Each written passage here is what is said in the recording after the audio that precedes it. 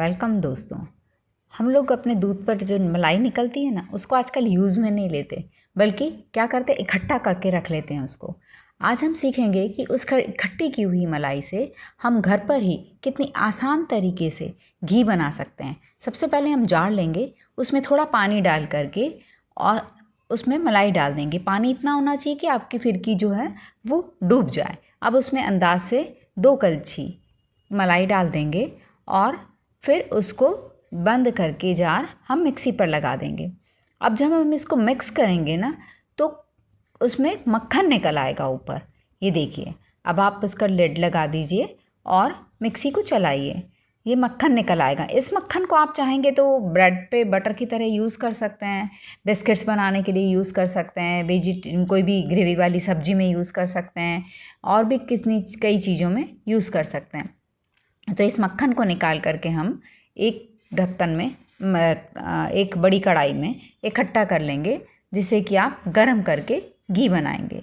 उसके पहले आप क्या करेंगे, इसको चला करके बीच बीच में चेक करते जाएंगे कि बटर अच्छी तरीके से उसमें आया है कि नहीं। ये देखिए, मैंने ढक्कन खोला पर नहीं, अभी बटर अच्छी तरीके से ऊपर आया नहीं है कि हम उसे कलेक्ट कर सकें।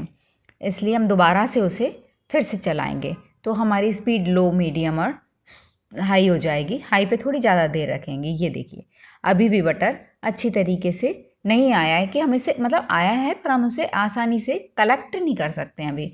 तो हम थोड़ी सी देर के लिए उसे और चलाएंगे। फिर देखिए, अब हम उसे फिर से ढक्कन खोल करके देखेंगे। अब इसके अंदर बटर अच्छी तरीके से आ गया है। अब हम उसे अपनी उंगलियों के सहारे इकट्ठा करते हुए और एक बॉल का आकार दे देंगे, कि ताकि हम दबा दबा करके उसमें से एक्स्ट्रा जो ये हमारा दूध इकट्ठा हुआ है पानी वाला, इसे हम निकाल सकें, ताकि हमारा मक्खन जल्दी से पिघल करके घी बन सके। क्योंकि उसमें अगर पानी ज़्यादा रहेगा तो हमें उसे ज़्यादा देर तक गर्म करना पड़ेगा, हमारी ज़्यादा हीट, एनर्जी, गैस वेस्ट हो जाएगी, है ना। तो और किसी काम में लेना है तो भी वो पानी मिला हुआ बटर अच्छी तरीके ब्रेड को आपकी को गीला कर देगा, उसकी वो परफॉर्मेंस नहीं हो पाएगी जो हम उस बटर की चाहते हैं। तो जब एक बैच का हम बटर पूरा निकाल चुके हैं, अब हम नेक्स्ट बैच का करेंगे। तो सेम प्रोसेस, अब वापस से और बटर डालेंगे। ये पूरा बटर आप एक साथ इकट्ठा मत डालिएगा, क्योंकि फिर जार की फिरकी बहुत टाइट चलेगी, आपकी मिक्सी ख़राब भी हो सकती है और हैंग भी कर सकती है। इसलिए आप थोड़ा थोड़ा डालें, ताकि ईज़िली आपकी मिक्सी चल सके। एक बार आप चलाएंगे तो आपको फिर अंदाज हो जाएगा। अब क्या, सर्दियों के दिन हो ना, तो आप क्या करिए, मलाई को थोड़ी सी देर बाहर निकाल करके रख लीजिए, ताकि वो रूम टेम्परेचर की हो जाएगी। और अगर वो ज़्यादा ठंडी है तो आप चाहें तो उसमें थोड़ा सा 2-3 टीस्पून गर्म पानी मिला सकते हैं। लेकिन अभी गर्मियाँ है ना, तो ये चलते चलते बहुत गर्म हो गया है, इसलिए मैंने इसमें कुछ आइस क्यूब डाल दिए हैं, ताकि वो ठंडा हो जाएगा। तो मक्खन इकट्ठा करना हमारे लिए आसान हो जाएगा, वरना वो क्रीम की तरीके से उसमें मिल जाएगा पूरा दूध के साथ, तो हम उसको कलेक्ट नहीं कर पाएंगे, है ना। तो कुछ आइस क्यूब आप अपने अंदाज से डाल दीजिए। जार को आप छुएंगे तो वो टेम्परेचर मालूम चल जाएगा, है ना। तो अब ये आइस क्यूब डालने के बाद ये देखिए, अब कितने अच्छे से आ गया है मक्खन, है ना।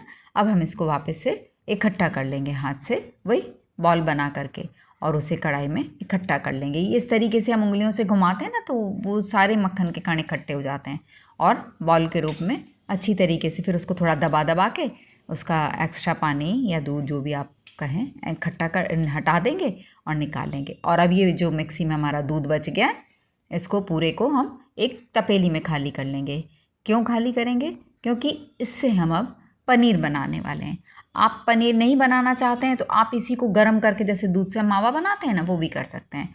और हमने अपने मक्खन को गैस ऑन करके कढ़ाई गैस पे चढ़ा दिए। अब आप क्या करिएगा, शुरू में इसको तेज़ आंच पे चढ़ाइएगा और चलाते रहिएगा धीरे धीरे, ताकि वो मक्खन पिघल पिघल करके पूरा एक जैसा क्रीम के फॉर्म में आ जाए, है ना।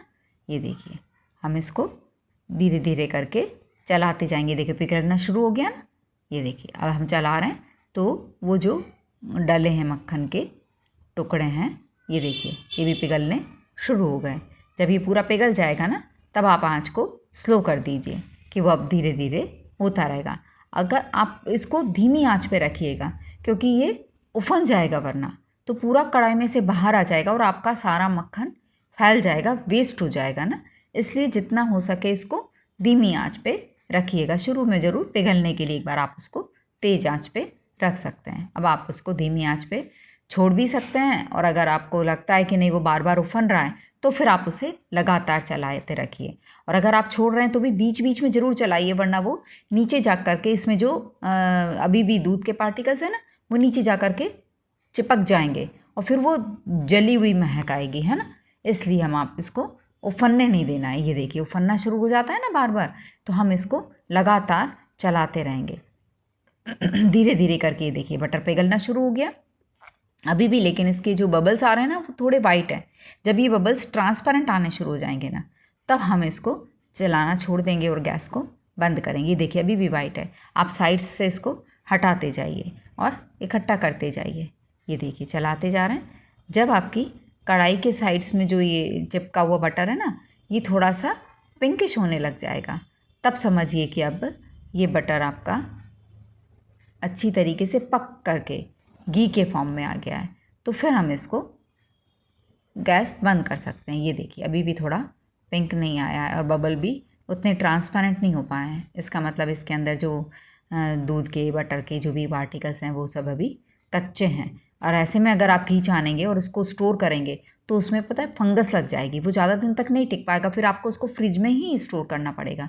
लेकिन अगर ये देखिए एक साइड में पिंक आ गया ना और बबल भी देखिए ट्रांसपेरेंट हो गए, इस टाइम पे अगर आप घी छान के स्टोर करते हैं तो इससे आप बिना फ्रिज के भी रखेंगे ना, तो वो भी घी आपका साल भर तक रखा रहेगा और एकदम बढ़िया खुशबू वाला, बिल्कुल बिना फंगस के, बहुत शानदार, खाने में भी बहुत अच्छा रहेगा। बाज़ार का घी तो इसकी बराबरी कर ही नहीं सकता, बहुत प्यारी खुशबू आती है इस घी में से।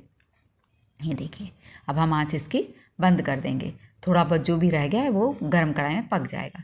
अब हम एक बर्तन लेकर के ये तार की छन्नी भी लगा सकते हैं आप चाहें, आपके पास में मलमल का पतला कपड़ा हो तो आप उस कपड़े से भी छान सकते हैं। पर इसको आप कोशिश कीजिए कि डायरेक्ट कांच के बर्तन, चीनी मिट्टी के बर्तन में मत छानिए, स्टील के बर्तन में छानिए, क्योंकि ज़्यादा उबलता हुआ, ज़्यादा हाई टेम्परेचर पे वो फूट भी सकते हैं बर्तन, है ना। तो हम इसको एक बर्तन में कलेक्ट करते जाएंगे छान करके, ताकि इसके जो पार्टिकल्स हैं वो ऊपर छन्नी में रह जाएंगे और नीचे आपका एकदम साफ। ये देखिए ये जो पार्टिकल्स बच गए हैं ना, इसको आप चाहें तो इसके अंदर थोड़ी सी पिसी हुई चीनी मिला करके थोड़ा प्रसाद के पेड़े जैसे भी खा सकते हैं। तो कोई भी चीज़ हमारी वेस्ट नहीं होगी, हर चीज़ हमारी काम में आ जाएगी। ये छोटे बच्चे तो बहुत चाव से खाते हैं इसको। और आप बटर ऐसे गरम ये जो निकला ना गरम करने पे घी, इसको आप कांच की बर्नी में भी भर करके फिर स्टोर करके रख सकते हैं ना। ये देखिए लग रहा है ना कितना शानदार। अब जो हमारा दूध निकला था मिक्सी में चलाने के बाद, इसको आप चाहें तो कढ़ाई में तपाते जाएं और मावा बना सकते हैं। उस मावे की आप मिठाई बना सकते हैं।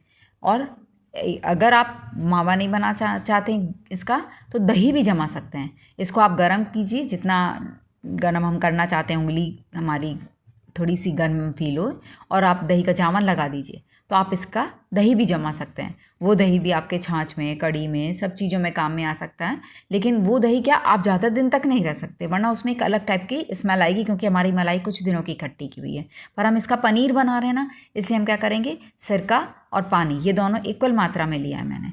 तो जब ये बॉइलिंग टेम्परेचर तक आया, बस बॉयल मत होने दीजिए और गैस बंद कर दीजिए। उसमें आप ये सिरका और पानी मिलाइए। एक बार मिलाने के बाद कुछ सेकंड्स के लिए रुक जाइए और देखिए क्या है उसकी हालत। फिर लगता है कि नहीं अभी अच्छा नहीं फटा, तो आप थोड़ा सा सिरका और पानी वापस मिला दीजिए। फिर इसको थोड़ी सी देर बाद चम्मच से चला करके देखिए कि ये अच्छे से फट गया है कि नहीं फट गया है। ये देखिए अभी भी जो बचा हुआ पानी है ना, वो दूध जैसा सफ़ेद दिख रहा है। इसका मतलब अभी इसमें से अगर पनीर निकालेंगे ना तो बहुत थोड़ा निकलेगा। इसलिए हम इसके अंदर और भी थोड़ा सा सोडा और पानी, वो माफ़ कीजिएगा, सिरका और पानी मिला देंगे। आप इसकी जगह चाहें तो नींबू का रस भी मिला सकते हैं और चाहें तो दही भी मिला सकते हैं। इसको फाड़ने के लिए आप जो भी चीज़ चाहें वो इन तीनों में से यूज़ कर सकते हैं। टार्टरिक एसिड भी कुछ लोग जो टार्टरी बोलते हैं वो भी यूज़ करते हैं, पर मेरे को लगता है कि इस सिरके से फाड़ने पे परफॉर्मेंस इसकी ज़्यादा अच्छी आती है, इसलिए मैं हमेशा इसी से छानना प्रेफर करती हूँ। ये देखिए अब ये सिरका हमको लग रहा है सफिशेंट मात्रा में हम मिला चुके हैं। ये देखिए ट्रांसपेरेंट पानी हो गया, तो मैक्सिमम पनीर अब हमारे पास में है। तो अब हम इसको मलमल के पतले कपड़े में छान लेंगे।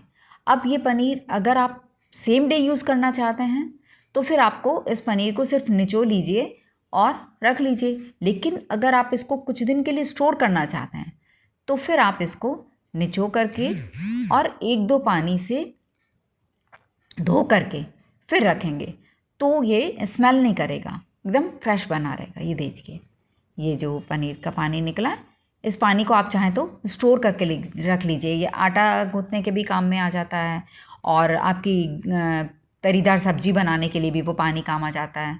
तो चावल बनाने के भी काम में आप उस पानी को ले सकते हैं, क्योंकि वो बहुत न्यूट्रिशियस है। अभी पनीर हमको रखना है ना, इसलिए मैं इसको 1-2 पानी से धो लूँगी, ताकि वो एकदम से जो सिरका का स्मेल है इसमें से और टेस्ट है वो सब इसमें से हट जाएगा। एकदम अच्छी टेस्ट देगा ये पनीर जो बनेगा इसका। तो अब हमने से एक बार पानी निकाल दिया, धो लिया एक बार। अब एक बार और पानी डालेंगे और पनीर को दबा दबा के अच्छी तरीके से धो लेंगे। ये देखिए, दबा लिया और अब कपड़े से दबा दबा के निचो के एक्स्ट्रा पानी निकाल लेंगे।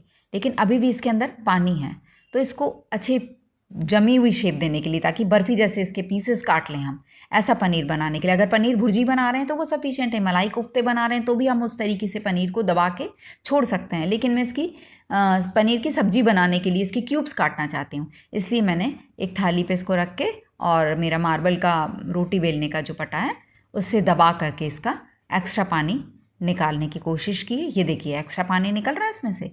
अब ये पनीर देखिए, चेक करिए ये कि अच्छा बर्फ़ी जैसा जमा है कि नहीं जमा है।